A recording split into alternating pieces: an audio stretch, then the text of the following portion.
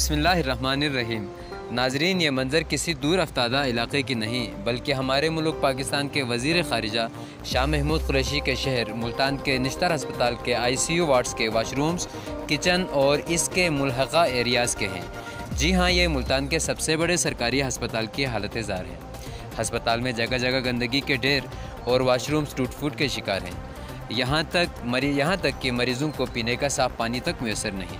مریضوں سمیت ان کے ساتھ تیمارداری کے لیے آنے والے افراد بھی گندگی کی وجہ سے دیگر مہلک بیماریوں کے شکار ہو رہے ہیں۔ جبکہ حکومت جہاں کرونا وائرس کا کھیل کھیل رہی ہے، دوسری طرف سرکاری ہسپتالوں میں اس طرح کی گندگی کورونا کو مزید تقویت بخش رہی ہے۔ MS ہسپتال ڈاکٹرز اور دیگر عملہ اس طرف توجہ دینے سے قاصر ہیں۔ یہ ہسپتال ڈاکٹروں کا نہیں بلکہ غریب عوام کے ٹیکسوں سے بنا ہوا ہے۔ ڈاکٹرز شکایت کرنے والوں کو ہسپتال سے نکال دیا جاتا ہے۔ وزیر اعلیٰ پنجاب عثمان بزدار اور چیف سیکرٹری پنجاب سے نوٹس لینے کی اپیل ہے کہ فی الفور اس واقعے کی نوٹس لے کر غریب عوام کو کورونا اور دیگر مہلک بیماریوں سے نجات دلائیں۔